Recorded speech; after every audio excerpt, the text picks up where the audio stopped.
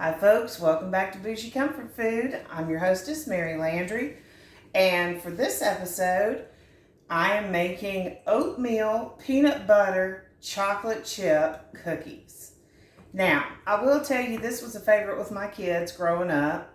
They liked these done as cookie bars, and I will tell you how to get that done once we're through the recipe, okay? Now, first thing you need to make sure you do is preheat your oven to 375, and we're going to get started, okay? All right, so the first thing we need to do, you need to make sure your butter and your margarine have gotten softened out on the countertop. You can see I can squish it, so it's good to go. Now, in a medium-sized bowl, you're going to put 2½ cups of all-purpose flour, a teaspoon of salt, and a teaspoon of baking soda. So, 2½ cups of flour.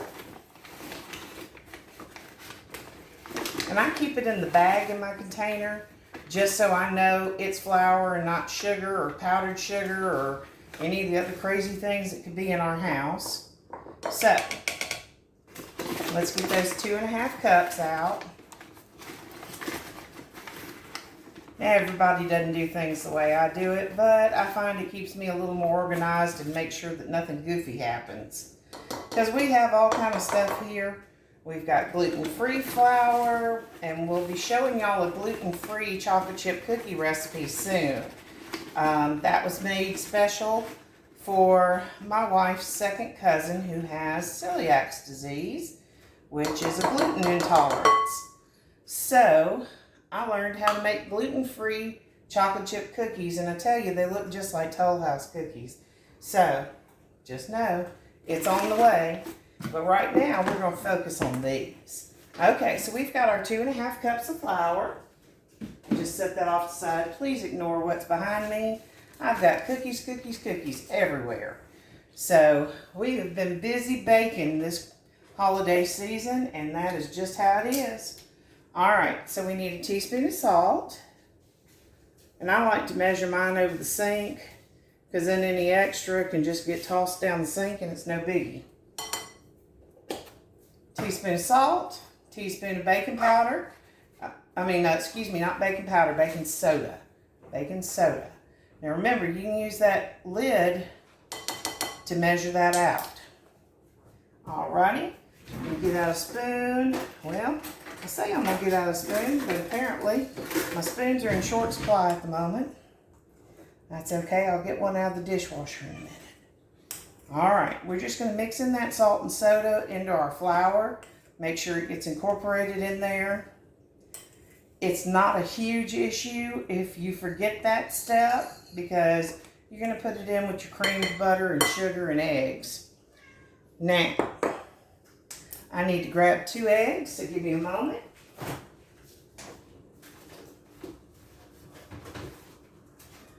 You need 2 large eggs.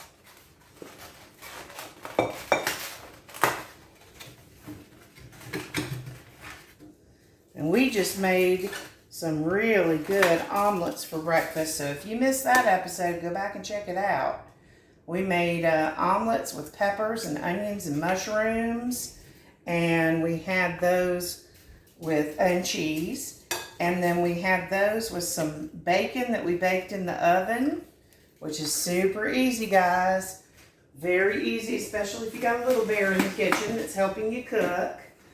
You know, they can help you get that bacon put on that bacon sheet.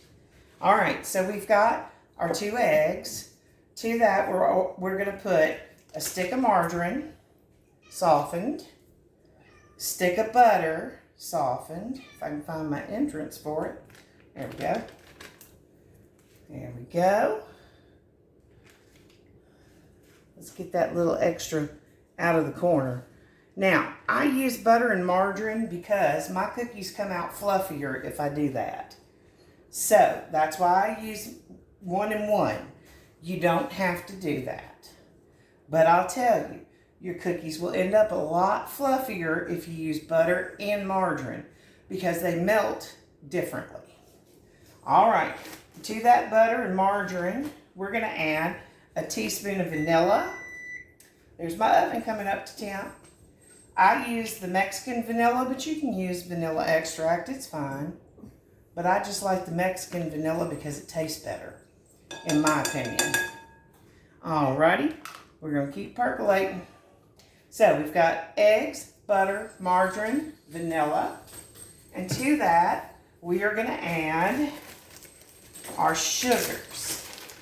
Now, I have a little bit of brown sugar left over, so we're going to see if that's going to make it. We need 3/4 cup of sugar, and you want it packed in your measuring cup. Packed means absolutely tamped down in it. So, and if we don't have quite enough of the dark brown, I do have light brown. This time at the store, they didn't have my dark brown sugar. I like the dark brown sugar. It's got a richer flavor, but you know, it's really individual taste. Whatever tastes best to you is fine. All right, and we're going to just make it with that 3/4 cup. Okay, so 3/4 cup of brown sugar, and to that we're going to add our white sugar, and we have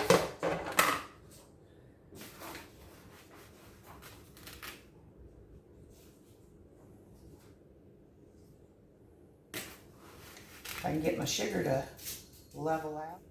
So we're going to level that out, and that's 3/4 cup white sugar as well. Now, all you have to do is shake that around in your dry measure cup. Remember, the cups that you have in your drawer are the dry measure cups, and these are wet measure cups. All right, so we've got 3/4 cup brown sugar, 3/4 cup white sugar, a teaspoon of vanilla, and a stick each of butter and margarine, and 2 eggs. Now, we're going to cream those up.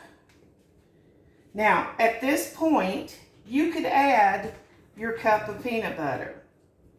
And in fact, I think we'll go ahead and do that. I've just got a big old jar of Jif that I bought at the big box store. And we're going to take it. And like I said, you need a cup of peanut butter. Now you're probably thinking, woo, that's a lot of peanut butter. But trust me, you don't want dry cookies. Nobody wants crumbly cookies. So, I add a good solid cup to make sure those cookies are nice and chewy and soft. Now, some people like crisp cookies. Me personally, I like mine a little chewy. So, we're going to get that cup's worth of peanut butter measured out. Nice big cupful. There we go. You can see my big cup of peanut butter. We're going to put that down in here too. Now, understand when you're creaming your butter and your sugar and all that, the peanut butter is a lot easier to incorporate when you do it this way. When you go ahead and put it in with your eggs and your vanilla and your sugars. Whew. Get all that sticky goodness out of the measuring cup. The dog likes when I make these cookies because she usually gets to lick the measuring cup when I'm done. So, but today she doesn't get to do that because she got the grease from the bacon with our omelets on her breakfast food, on her food, her dog food. So she doesn't get the peanut butter today. She has had enough people of it. Alrighty. Get that in the sink.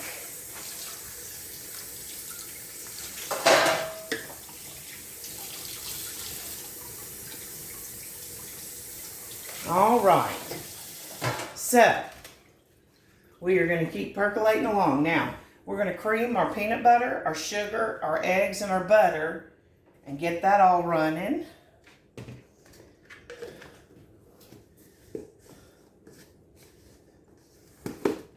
My peanut butter doesn't want to shut today. That's all right. Now, some people would just stop with making oatmeal peanut butter cookies, and that's fine. If you don't want to add chocolate chips to it, it's okay. You know our motto, it's all okay. Whatever floats your goat. But anyway, so we're going to cream that butter and sugar and eggs in with our peanut butter. Get that all mixed up here. I just kind of turn my bowl. If you're one of those lucky folks who have a stand mixer, you can do this in a stand mixer. It's no big deal. But I do not have a stand mixer. I just have a hand mixer. One day I'll get me a nice KitchenAid stand mixer, but today is not that day. That was not under the Christmas tree today. So,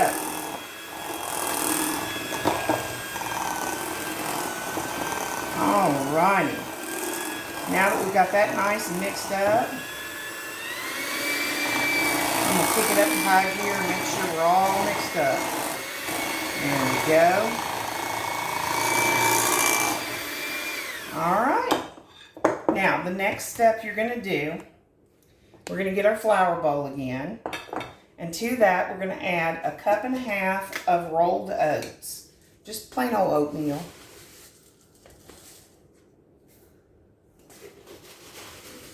My roommate Randy enjoys eating oatmeal for breakfast, so I'm a little shy of oatmeal at the moment. But that's okay. Give me a second and I'm going to get some more. Hang tight, I'll be right back. Alright, so I've refilled my container. We buy them at the big box store, buy our oatmeal there, because we go through a lot of it. And so we just buy the big old bags that we can refill our little container, and it's a lot easier. So we've got that 1.5 cups of oatmeal. Now, if you choose to make bar cookies instead of drop cookies, it's okay. You can do that, and you can up your oatmeal to 3 cups. Okay? So we're just going to kind of mix that through, just like we did our salt and our soda. Just mix it in there. Okay. And so you can see that oatmeal in that flour. See it? Makes it look crumbly. All right. So here comes the hard part. You're going to add a little bit of flour at a time to your wet ingredients. You're not going to dump the whole bowl in there, because the minute you turn on that mixer, you will be in a cloud of flour, salt, soda, and oatmeal. Trust me, I've done it. All right, so we're going to add it little by little and just kind of incorporate it in. When you start seeing more batter than flour, you just take your bowl, shake you a little more into it. I do about 1/3 of it at a time. That seems about the right ratio not to end up wearing your flour. This is not an I Love Lucy episode.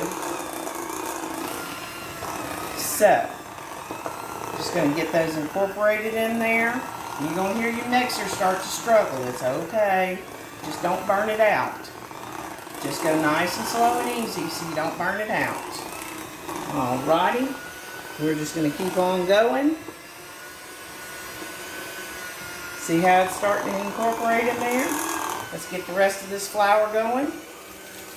And there we go. Got a little bit stuck in the bottom of my bowl. I guess my bowl is a little damp. But it shouldn't be that big of an issue. There we go. And you can hear that mixer's really working it now. Get down in there and get that all mixed up.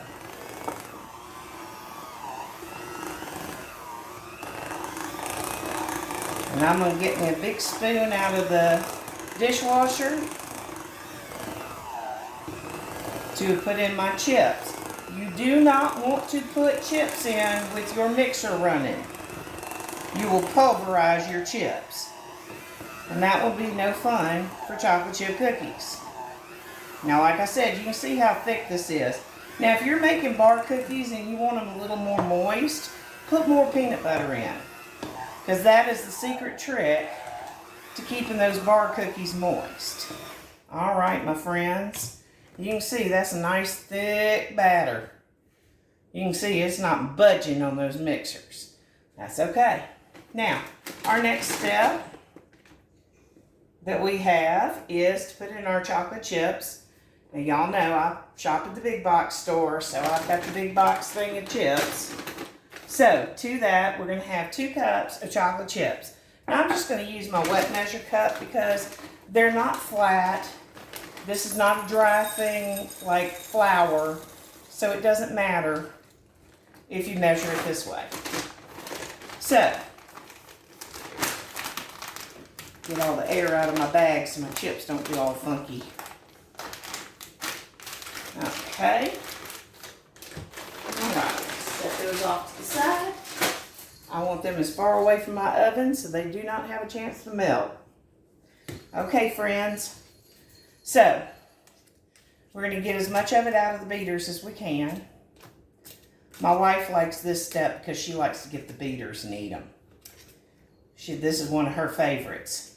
So, of course, any cookie that I make seems to be her favorite, but her very most favorite is my brownie nom noms, and we'll be sharing those with you at a later date on our channel too.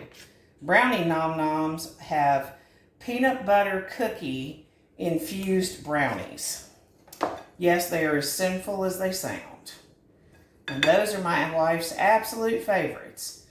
And she was quite upset when I told her she couldn't have any of them, that they were all going as Christmas presents.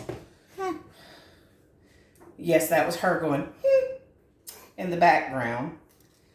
Luckily for her, 6 of them broke apart, and they're just not pretty, so she gets to eat those.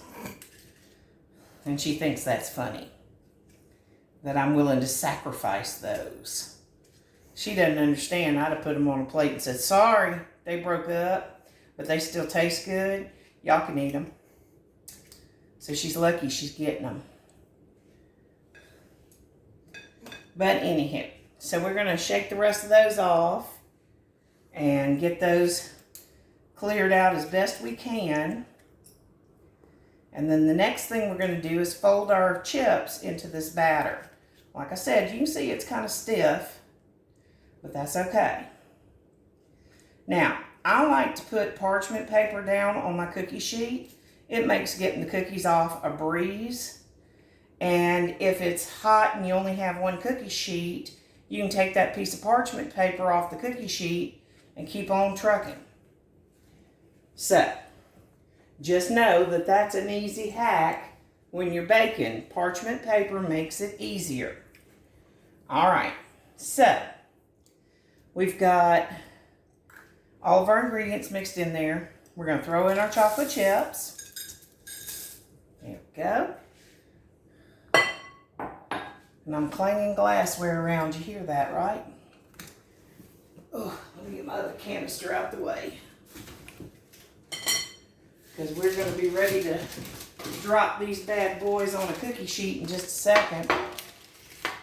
And other things to know is you can reuse your parchment paper up to 3 times. So just know that first batch of cookies, you can always reuse your parchment paper, okay? All right, let's get these chips mixed in here. Boy, I'm already getting ready for eating cookies. Don't you hear that? And I love these cookies. These are some of my favorites. And when I make them into bar cookies, remember I talked about that. When I make them into bar cookies, I eat them as breakfast, or used to eat them as breakfast. And they make a dang fine granola for breakfast. Remember, to make them into bar cookies, you're going to add more oatmeal to them so that they have a more solid form. You could do it just like this, and they'd be fine. They'd be like if you did Toll House cookies in a bar cookie. But I like to add a little extra oatmeal and make them granola cookies. So, just letting you know, you can do that. All right, my friends. So our dough is ready. Now, you do not want this dough to get hot while you're baking. So, the key point to this is, if your kitchen is hot, put your dough in the fridge, covered up with some saran wrap, in between your bakings. Now, to make drop cookies, you're just going to take a good spoonful, about a tablespoon, 2 tablespoons worth, and drop them on your cookie sheet. I like a little more control and size on my cookies. So what I do is I take them, roll it into a ball, and you want a ball about that big, about an inch, inch and a half, and you're going to set them on your cookie sheet. So I do that for the whole load. Just roll them up and set them about an inch, inch and a half apart on your parchment paper. And these are going to make some good sized cookies. Like I said, I made some gluten-free ones the other day, and I'm working on adapting this recipe to maybe making sugar-free cookies and doing them with Splenda baking powder, you know, the Splenda baking, and doing those because my friend Randy is diabetic and he can't have these cookies except for if I make them sugar-free. So we're working on making a sugar-free, gluten-free cookie, which would be kind of keto-friendly, folks. And we're working on different ideas for that.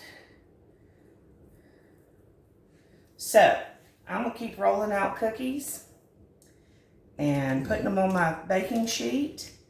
And we're going to put them in the oven for about 12 to 16 minutes at 375. And we'll show you what they look like when they come out the oven. So y'all hang tight. We'll be right back. 15 minutes later. Okay, my friends, we're back. And we've got our peanut butter oatmeal chocolate chip cookies. You can see they stayed kind of mounded up and pretty. And they're nice and browned. Now look, if you don't have a cooling rack at home and you've baked it on parchment paper like I did and you have a marble countertop, you can lay your hot parchment paper down onto the countertop. I wouldn't suggest putting your pan down because, you know, goofy things happen and I'd hate for you to crack your countertop and say, Mary told me to do this. I did not. But if you cooked it on parchment paper like I did, you can take it off of your pan and lay your cookies and your parchment paper down on your countertop and they will cool off quicker. Don't try to eat these and snatch these up right out of the oven or you will burn your mouth. So if you've liked this recipe and you think this might be right up your alley, give us a like. And if you think these kind of recipes are what you're looking for, you know, go out and check our omelet recipe from this morning. And our baking bacon in the oven. So I hope that you'll consider subscribing and hit that notification bell and you'll know every time we upload a new video. So from all of us at Bougie Comfort Food, I hope you have a great rest of your day and a fantastic week. Y'all take care. Bye now. Save a place for me.